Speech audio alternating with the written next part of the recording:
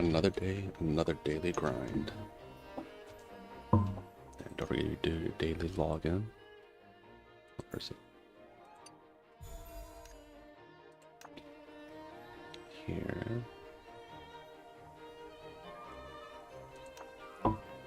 This is, oh wow, line 10 has a lot of people.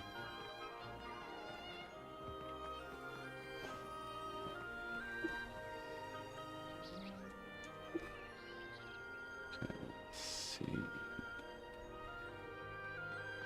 That real quick. Okay, yeah. Daylight saving time is going to be on Sunday. Yeah, I'm not a fan of it.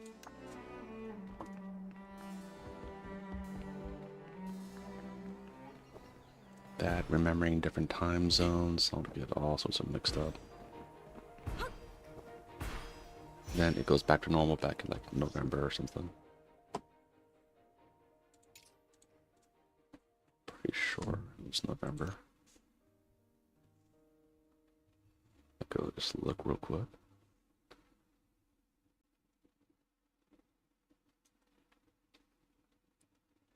Oh yeah, the end of it is the first week of November.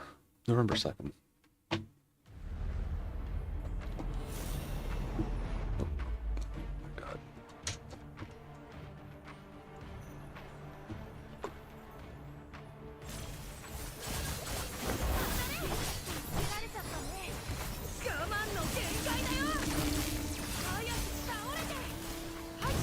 Oh, I know.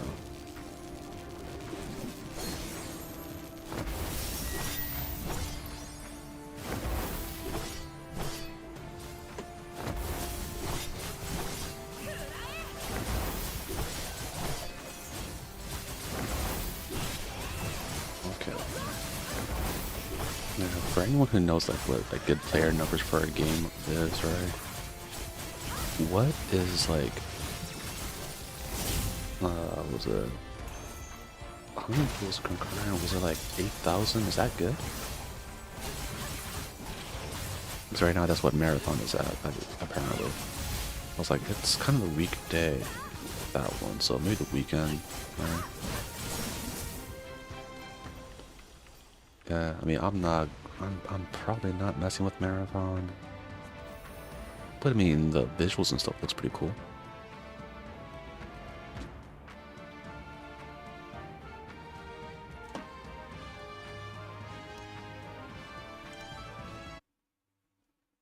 If only like, I mean, honestly, at this point, that would have been kind of cool if like it was the world of Bungie or something like that, right? And it's like one game has all the kind of like sub games in it. So Marathon was kind of a part of like, oh, actually like Destiny, Halo, put all of them into one game, like one universe.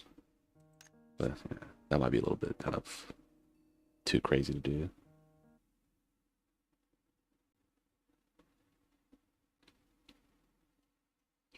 Oh, yeah, I also didn't know Tencent, that company was also the ones also funding High Guard.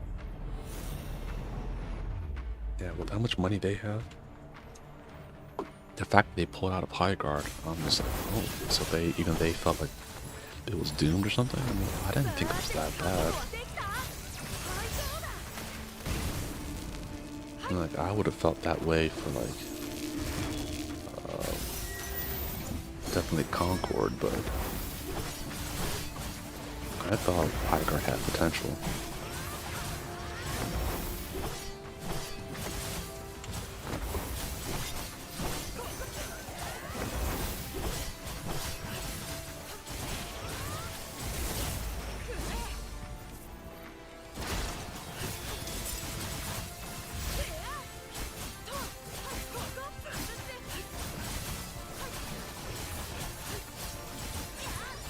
So yeah, I was a little shocked with that.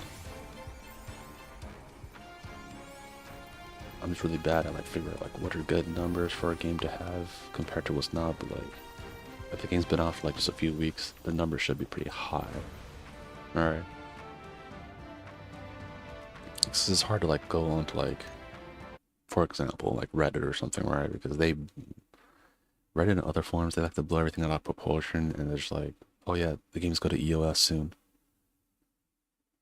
I mean, it's kind of the same thing with like, for those who ever played, you know, any Square Enix Gacha game, you probably know that feeling.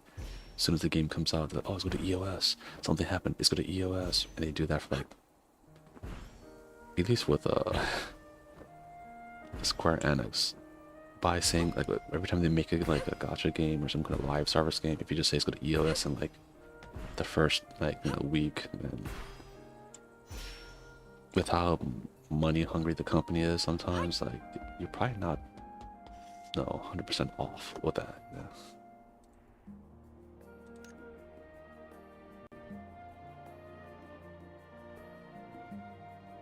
What? Okay then. More mining it is.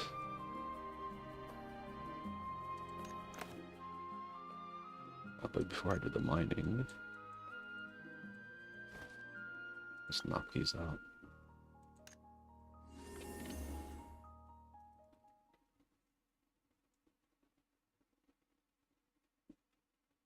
Knock out the, especially this one. See, sometimes you have to re-roll essentially on it. But yeah, going back to the whole like Gacha EOS, it was like that for like War Division. I think within the first month, they're like, oh, it's go to EOS, it's go to EOS. It did EOS eventually, but it's not EOS in Japan, which is kind of a slap in the face to the people, and that's just because like I'm not even sure.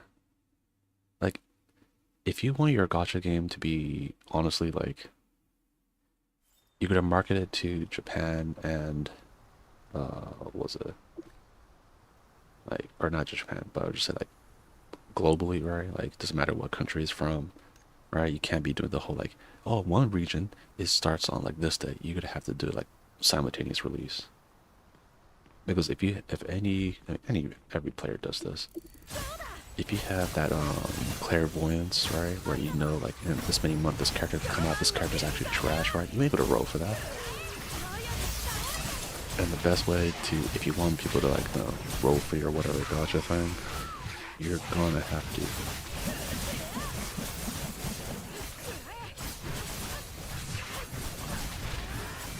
What was it?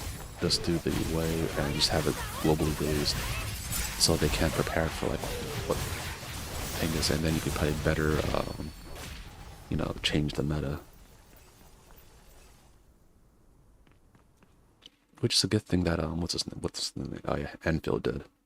It's simultaneous release, so there's no like clairvoyance, so we don't know what characters suck, what characters good, who to save for or whatever, right? We gotta do with vibes. Like, this character is cool. I like how they look and how they kind of move around. I will pick it. Is it meta? Maybe not.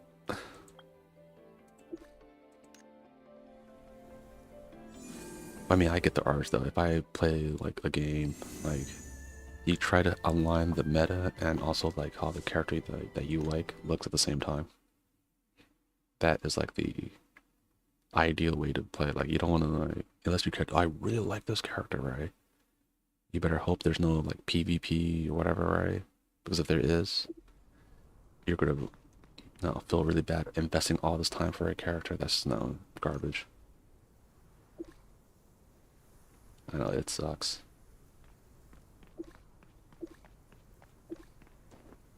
Oh, I actually never read the fact that what is summons.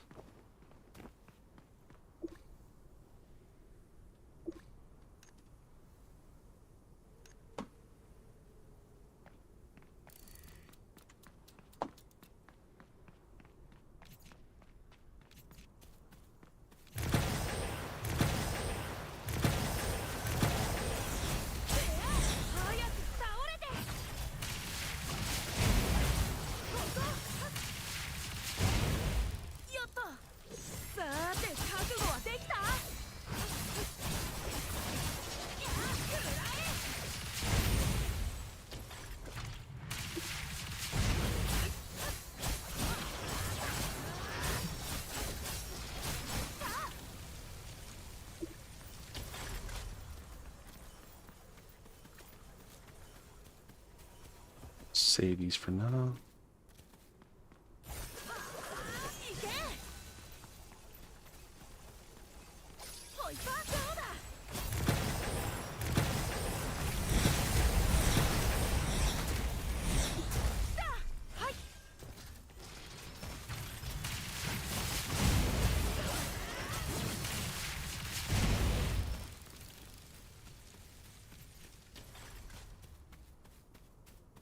Oh, put all of them over there.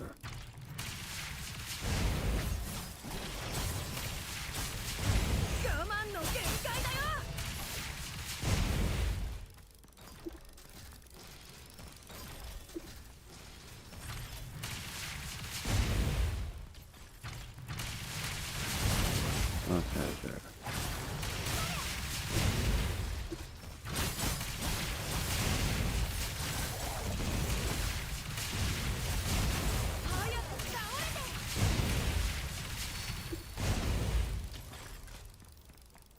Okay, after I started it, that's when I had all the people there.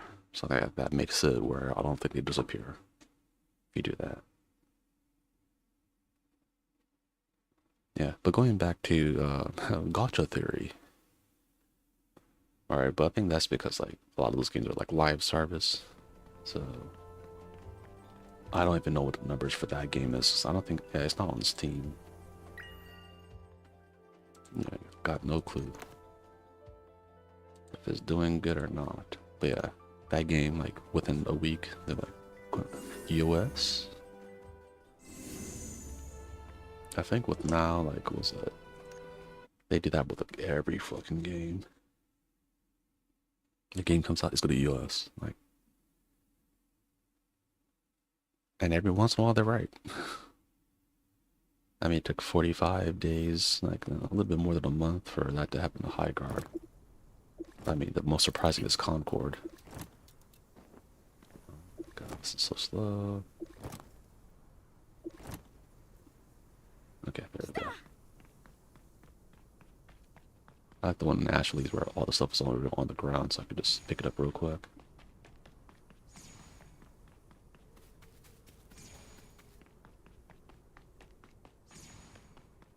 Yeah, I wonder, honestly, I think probably like the thing that made like this kind of open world gacha stuff into like mainstream is probably like Genshin. Which is funny, I think I only played like maybe a week of it. But I got into it very late. So I wasn't part of like the group like where it was like still brand new.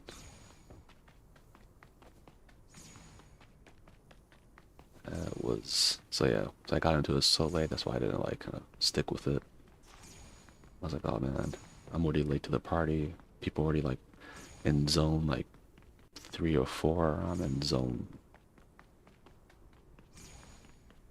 1 or something.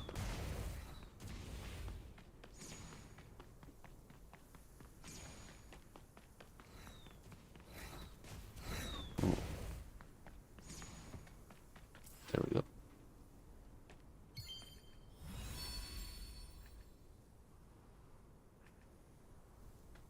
I mean, I think they also started talking about the marathons monetization, and it's like to put more like cosmetic stuff on your weapons, like little like charms and whatnot, stickers. You have to pretty much like, I think that's where the money comes in. It's like it's only like a max of 2 weapons you can put it on. If you want to put it on other weapons, you have to open up that wallet. Which I'm not, was it against like cosmetic monetization? As long as they don't do it like, it irks me when they do it in a way where it's like all the good cosmetics you get to buy, and they only like if you do all this hard content and you get like cosmetics, that's trash. That bothers me. If it's like kind of like no, like okay, like no, this one extravagant cosmetic is like, you know, you have to pay for it, and but also this other cosmetic is kind of good and you have to pay for it. I'm not too mad about that. Okay, mining. This one, I think.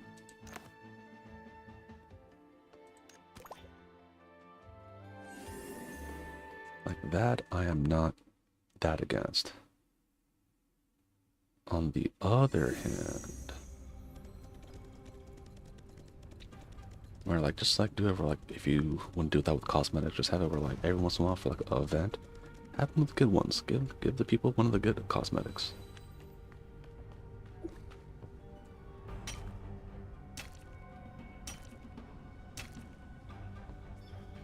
So yeah, that's my take on cosmetics. Like, as long as it's not like pay to win. Like pay to win kind of bothers me. Like in a way, I think this game does have a little bit of that, but it's not really pay to win, but more like pay to be able to do stuff quicker. Which some people think that's pay to win, but I'm like, is it? I'm kind of torn between that. Like a lot of the other like, you get a bunch of materials and stuff if you just use the unbound Luna or whatever, or not Luna, whatever the rubies are.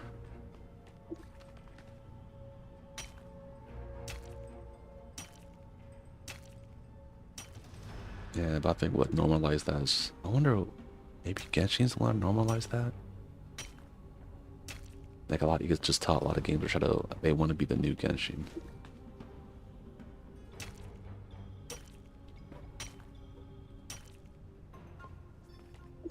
I don't think so. That happened just because Genshin happened during COVID.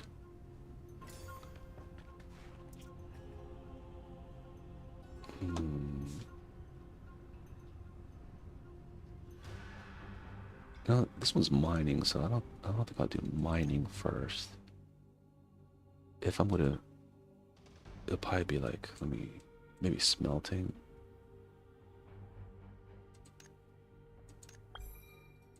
Yeah. It'll be smelting.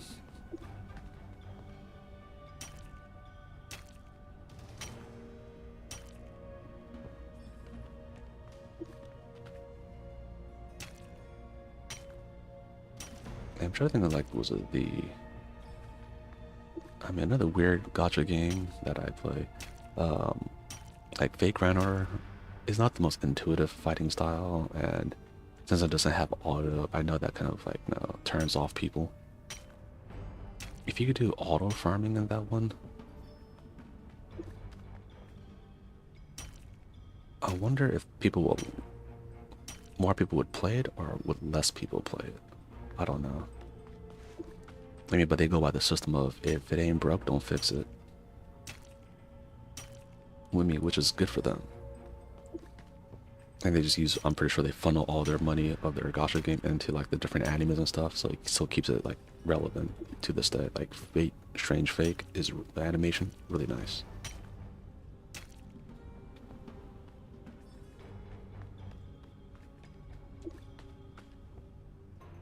Unlike, was it speaking of nice animation, oh, watch that, this current episode of Jujutsu Kaisen, JJK. That is some good stuff with Lawyer Man.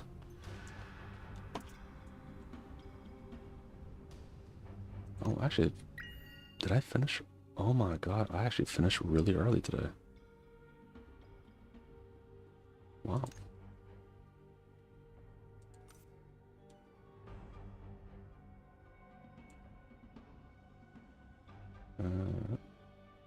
What's in here? No. Are these?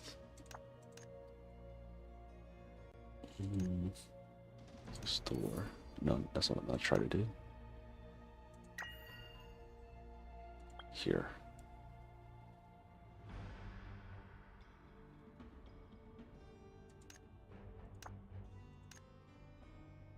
Buy like one. Like all these healing items. I don't know, like, is that what people wanted in this pass? It's been until June. Weekly. I might just start going nutty with these a little bit more. Because like the only thing I really buy here is this. I probably should buy these a little bit more. The moment I probably stop is by when later on something happens where I'm gonna need like a lot of it.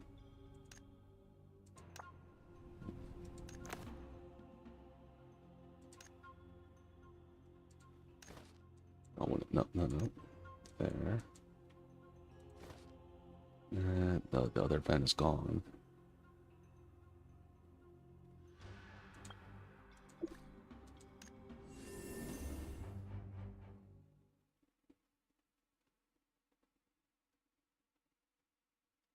Yeah. So yeah, let me know what your takes on like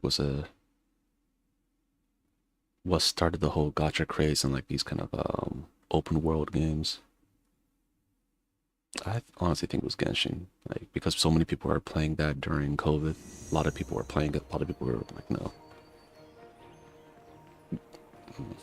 gambling addicts. Yeah, that's definitely a thing. Definitely gambling addicts. Or people who didn't know they had a gambling problem until they played that kind of game and they're like, oh shit. Like I have a like a, or was it they have a addictive personality? And that's probably like, you know, people woke up to that. Yeah. So it's hard, I know it's hard for people when they like, was it, when you have a character, you just kind of like, oh, I just want to max it out. You know, open up the wallet. I get it. But do I do it? Not really. I did it before, and I was burnt by that. And that's why I was like, okay, yeah, you ain't gonna get me that easily. I say that, but I did spend a little bit like on like this kind of packs back in War of the Vision. I did that because our guild was actually pretty strong. I think at the very end were we in the top 50? Yeah, we were just like a bunch of people that were just stubborn and we just never gave up. Even though there was like one dude that was like, he, like, so like our guild essentially left. Like we left, our guild's about to die. And this other guild's about to kind of die. So our two guilds merged. But there's this one guy that followed us from that guild to the new one. And he just remained doing nothing. And I was like, this guy and his like units that he picks sucks. So I was like, I don't know why you're here. Like apparently, like it looks like he's like not even playing the game. So like, why the fuck did he just follow everyone? And he's not like the person like communicates in the Discord or whatever that we had. So yeah, I was always find that bizarre. Or I don't know. Maybe the person was like, hmm? No, I am tall. I'm not. That person's short. But yeah, that game had PvP guild battles. I was in the original guild. I was like probably like in the top three strongest people in the guild. We got to the other guild, then we actually had people that are really good. Like our guild leader knew a lot about the game, and the I think the two sub leaders also knew a lot. But yeah, it was nice for like I just remember like in the guild or first guild or the original guild, I'll say there was a time where like I was only going after the stronger enemies, and this one guy's like, I was like, oh man, it kind of sucks going after these strong. So then just don't fight them. I'm like, if I don't fight the strong enemies, none of you fuckers can. Like, there's like three people here that can, and you're not one of them. But yeah, that it was nice going to the other the guild that we merged with, because in that guild, like, there were really strong people. It wasn't just like, I'm like, oh man, I have to fight these people for the points. But yeah, to me, that was probably one of the most fun times in the guild where like everyone knew what they were doing, for the most part. Except that one guy who just didn't do anything, but like, like, it was fun back then in War of the Visions. My only regret is like I wish it kept on going, but at the same time, maybe it was a good thing that the game EOS or something. The art is nice though. If you ever want to look at the art, I think the artist is the same dudes that do Grand Blue Fantasy. So yeah, if you like the Grand Blue Fantasy kind of art style, look at War of the Visions, FFB War of the Visions, and you'll see what I'm talking about. The art is nice. Yeah, Square Enix has like a lot of talent with that. They just can't quite put it together. And the only thing that bothers me, JoJo's Bizarre Adventure, they're making a game that's essentially War of the Visions, but with JoJo characters. I'm like, I'm not fucking playing that. Like, you guys, like Gumi and Square Enix, you guys burned me once, you ain't doing it again. Not with the same, exact same, like if you play that one JoJo game, it is the exact same as War of the Visions, and War of the Visions is pretty much the exact same as like another game that the Gumi made. I'm like, do you guys only know how to make this kind of game? Like, I could already like sense the power creep and like, because like then, or those kind of games, right? What power creep is first you have your set characters, right? Then later on it's gonna be role compression characters, where the tank could do some healing stuff, or the DPS could heal. Then, or the DPS has guts, or some kind of like re-raise. Then you have like anti-re-raise characters. Then you have anti-re-raise stuff. And then you get your vision cards or your light cones or whatever your secondary little thing is. And that's going to have like better stats, or if you use it with certain things, it like kind of goes together. Elemental bonuses. It gets